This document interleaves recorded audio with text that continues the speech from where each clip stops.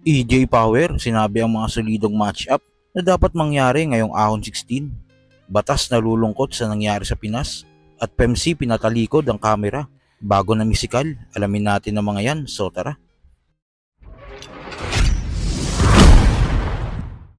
Dahil natapos na nga ang event ang Vuelta Balentong, ahon lineup na ang hinihintay ng mga fans. Dahil siguradong gugulatin na naman tayo ni Enigma sa mga match-up na ikakasa niya. Dahil nga dito nagbigay si EJ Power ng mga match-up na tingin niya magandang mangyari sa ahon 16.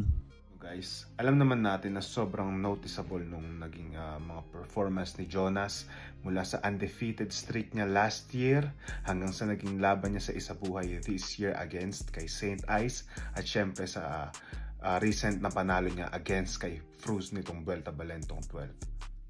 So wala na akong ibang maisip na pwede pang tumapat sa quality ng comedy ni Jonas bukod kay Sinyo.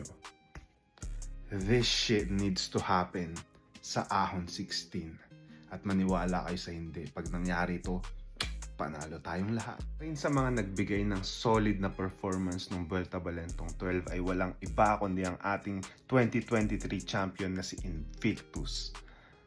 At wala nang iba pang mas babagay na match-up sa kanya kundi itong naiisip kong champion versus champion na battle against Sky. Wala nang iba pa kundi si J Black. Sobrang solid ng matchup na to pag nagkataon dahil pareha silang batch 2015, pinakamalakas na batch sa flip top.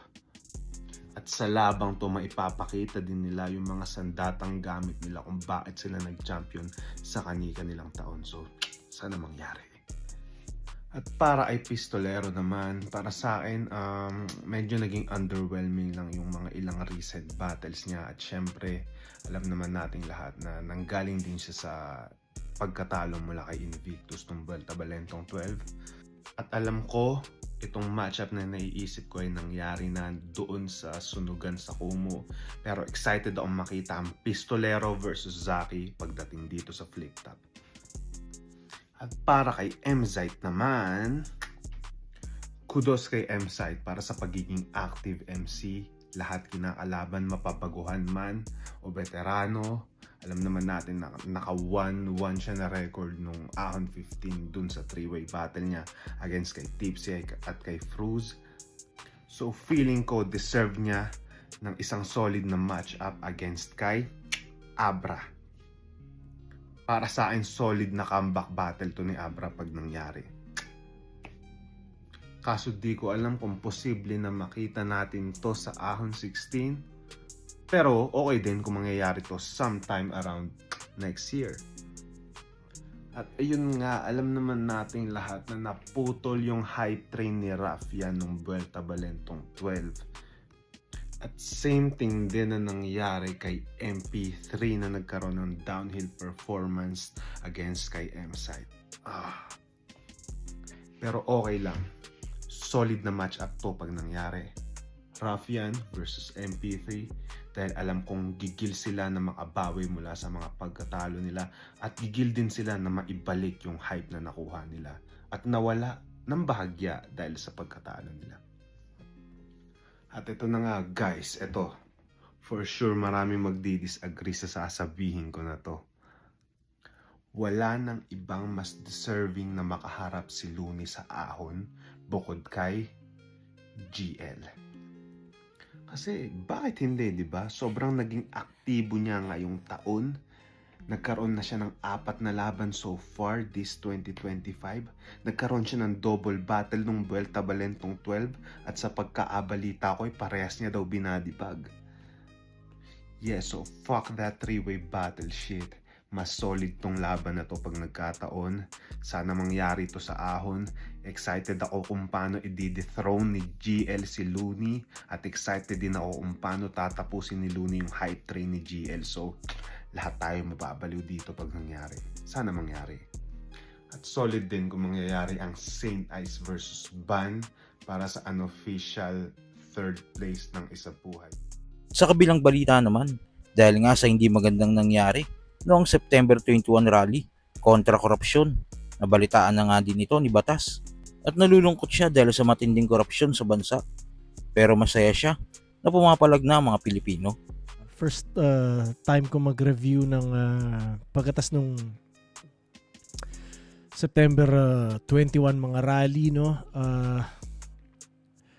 Sobrang wala lang, astig na pumapalag ang mga Pilipino ngayon tungkol sa nangyayari dyan. So, yeah. Alam mo yun, ito yung mga oras na kailangan maging magkakakampi ang mga Pilipino, no? Hindi siya tungkol sa kulay, hindi siya tungkol sa kandidato, tungkol siya sa maling sistema, yo. Ang kalaban natin yun nasa taas. Hindi tayo yung magkakalaban, so sana mas maraming makarealize nun. Astig. Nakikita ko na may nagtag sa akin na si Sherna nagsisisi na sa binoto niya. Alam mo yun, yung mga ganun malaking bagay yun eh. Although nandyan na yung epekto. 'Di ba? Nangyari. Pero yun, at least, 'di ba? Moving forward, okay yung ganun. So, yeah. Nagdurugo ang puso ko pare kapag nakikita ko yung sitwasyon sa Pilipinas. Tangina. Hindi madali mabuhay doon. Hindi madali mabuhay kahit saan. Pero pare, fuck. Diba? Ganun pa yung nangyayari. At sa uling balita, Sharin versus Matina. Nangyari ito sa Liga ng Siren. Bodybag ang inabot dito ni Matina. Dahil sa lahat ng grounds ay nakalimot siya. Sa mga hindi nakakilala kay Matina, PMC siya ng Motus. At si Sharin naman, marami ng ligang sinalangan. Kaya talagang batak na ito sa pakikibag-battle. Tinalo na din niya si Luxuria noon. At sa naging laban nila ni Matina, nilampaso niya ito all 3 rounds. Kaya yung estilong pagyayabang sa akin, di yan susugat. Nag-aabakada ka pa lang, mamaw na ako sumulat. Pag sinabing siya rin kaabang-abang, at di yan nakakagulat. Tandaan mong buhat bangko ka lang. Ako buong liga binubuhat. Sasabihin nyo, kalaban ko, lyricist? Lyricist? Eh, nung pinanood ko, mga battle, putek, squammy feels. Lyricist? Eh, naghahamon lang ng suntukan sa labas eh. Baka boxerist. Sa battle, sobrang aggressive. Yung kalaban, pipisigalin. Try mo sa akin gawin. Ako'y papalag din. Pero di sa harap ng camera. Dito kami. Try natin behind the scene. Ano?